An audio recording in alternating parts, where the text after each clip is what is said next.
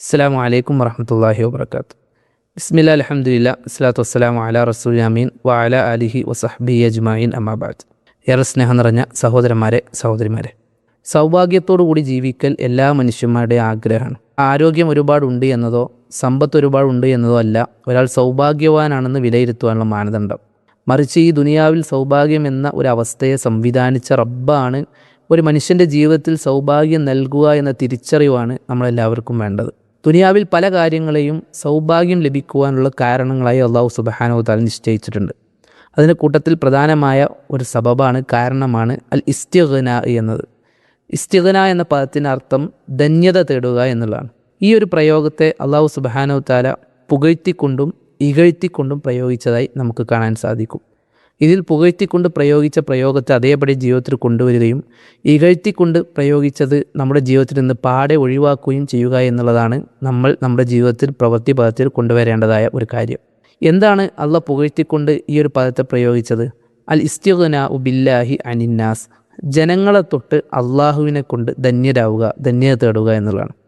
ഇകഴ്ത്തിക്കൊണ്ട് അള്ളാഹ് പറഞ്ഞത് അൽ ഇസ്തിഗ്നാഉ അനില്ലാഹ്, അള്ളാഹിനെ തൊട്ട് ധന്യരാവുക എന്നുള്ള പ്രയോഗമാണ്. ഇതിൽ അൽ ഇസ്തിഗ്നാഉ ബില്ലാഹി അനിന്നാസ്, ജനങ്ങളെ തൊട്ട് അള്ളാഹിനെ കൊണ്ട് ധന്യരാവുക എന്നതുകൊണ്ട് ഉദ്ദേശിക്കുന്നത് എന്താണ്? നമ്മുടെ എല്ലാ മേഖലയിലും പൂർണ്ണമായും അള്ളാഹുവിനെ അവലംബിക്കുന്ന ഒരു രീതി ഉണ്ടാവുക എന്നതാണ് ഇതിൻ്റെ ചുരുക്കം. പലപ്പോഴും ഇന്നത്തെ കാലഘട്ടത്തിൽ അള്ളാഹിനെ മറന്ന് പല സൃഷ്ടികളിലേക്കും പോകുന്ന ഒരവസ്ഥയാണ് നമ്മളുള്ളത്. ഒരുപക്ഷെ അനുവദിക്കപ്പെട്ട വിഷയങ്ങളിൽ പോലും അമിതമായി സൃഷ്ടികളോട് അവലംബിക്കലും സൃഷ്ടികളോട് സഹായം ചോദിക്കലും സൃഷ്ടികളുമായി ബന്ധപ്പെട്ട് നടക്കുന്ന വിഷയങ്ങളൊക്കെ പ്രമാണങ്ങളിൽ നിരുത്സാഹപ്പെടുത്തിയതായി നമുക്ക് കാണാൻ സാധിക്കും. ഈ ഒരു തത്വമൊക്കെ ഒരു ഭാഗത്ത് പ്രമാണങ്ങൾ പഠിപ്പിക്കുമ്പോൾ അതുകൊണ്ട് ഉദ്ദേശിക്കപ്പെടുന്നത് നമ്മുടെ ഏത് ആവശ്യങ്ങളാണെങ്കിലും അത് അള്ളാഹുവിലേക്ക് ബരമേൽപ്പിക്കുവാനും അള്ളാഹു പറഞ്ഞ പോലെ ജീവിക്കുവാനുമുള്ളൊരു പ്രേരണയാണ് എന്നുള്ളത് നമ്മൾ മനസ്സിലാക്കുക. ഈ ഒരു തത്വം നമ്മുടെ ജീവിതത്തിൽ പ്രാവർത്തികമാക്കിയാൽ നമ്മളെ സംബന്ധിച്ചിടത്തോളം നമ്മുടെ സംസാരം കൊണ്ടും നമ്മുടെ പ്രവർത്തനം കൊണ്ടും നമ്മുടെ വിശ്വാസം കൊണ്ടും എല്ലാം എല്ലാ നിലക്കും സൃഷ്ടികളെക്കാൾ സ്ഥാനം അള്ളാഹുവിന് നമ്മുടെ മനസ്സുകളിൽ ഉണ്ടാകും എന്നതാണ് യാഥാർത്ഥ്യമായി നമ്മളെല്ലാവരും മനസ്സിലാക്കിയിരിക്കേണ്ട വിഷയം. ഈ ഒരു കാര്യത്തെ അള്ളാഹു സുബ്ഹാനഹു വ തആല പുകഴ്ത്തിയതായ കാര്യമാണ്. അൽ ഇസ്തിഗ്നാഉ ബില്ലാഹി അനിന്നാസ്, അള്ളാഹിനെ കൊണ്ട് ജനങ്ങളെ തൊട്ട് ധന്യരാവുക, നമ്മുടെ എല്ലാ കാര്യങ്ങളും അള്ളാഹുവിൽ അവലംബിക്കുന്ന രീതി ഉണ്ടാവുക എന്നുള്ളത്. അതേ സമയത്ത് അള്ളാഹു സുബ്ഹാനഹു വ തആല ഇകഴ്ത്തിയ ഒരു കാര്യമാണ് അൽ ഇസ്തിഗ്നാഉ അനില്ലാഹ്, അള്ളാഹിനെ തൊട്ട് ധന്യത നടിക്കുക എന്നുള്ളത്. ഇത് ഇന്ന് വ്യാപകമായി കണ്ടുകൊണ്ടിരിക്കുക.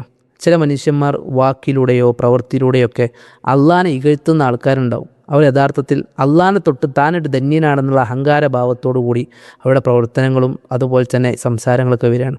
നന്ദികേടിൻ്റെ സംസാരങ്ങൾ നടത്തുക, ഇതൊക്കെ കിബറുണ്ടാവുക, സമ്പത്തിൽ അഭിമാനം കൊള്ളുക, താനാണ് ഒറ്റക്കുണ്ടാക്കിയെന്ന രീതിയിലുള്ള അഭിമാനങ്ങൾ, കിബറുകൾ, ഇത്തരം വിഷയങ്ങളൊക്കെ അള്ളാഹിനെ തൊട്ട് ധന്യത നടിക്കാനുള്ള ആളുകളുടെ ചില പ്രവൃത്തികളാണ് എന്നുള്ളത് നമ്മൾ മനസ്സിലാക്കി വെക്കേണ്ടതായ വിഷയമാണ്.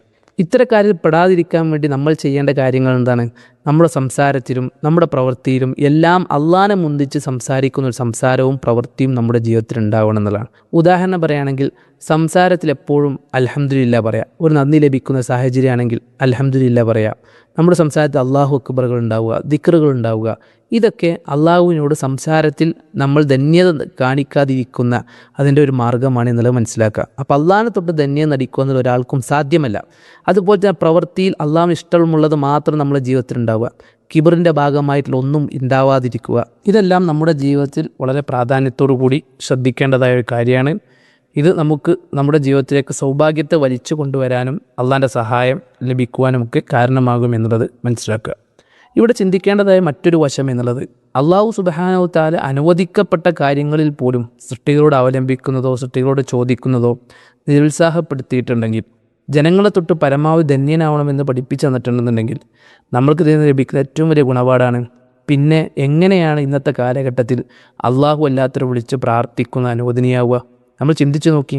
അള്ളാഹു സുബ്ഹാനഹു വ തആലക്ക് മാത്രം അവകാശപ്പെട്ട ഇബാദത്തിനെ സൃഷ്ടികൾക്ക് വെച്ചു കൊടുക്കുക, അള്ളാഹിനോട് മാത്രം ചോദിക്കേണ്ട ചോദ്യങ്ങളെ സൃഷ്ടികളോട് ചോദിക്കുക, ഇതൊക്കെ വ്യാപകമായി കണ്ടുകൊണ്ടിരിക്കുക.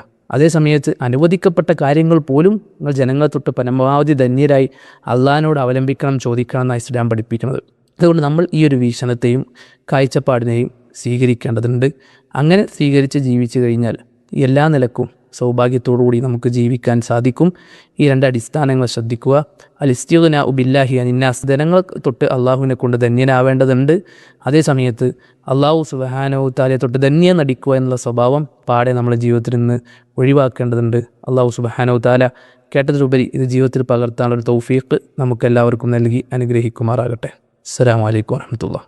വിസ്ഡം ഇസ്ലാമിക് ഓർഗനൈസേഷൻ അവതരിപ്പിക്കുന്ന നേർവഴി എല്ലാ ദിവസവും ഏതാനും മിനിറ്റുകൾ സാമൂഹിക, വൈയക്തിക, കുടുംബരംഗങ്ങളെ വിശകലന വിധേയമാക്കുന്നു. അറിയുക, അറിയിക്കുക.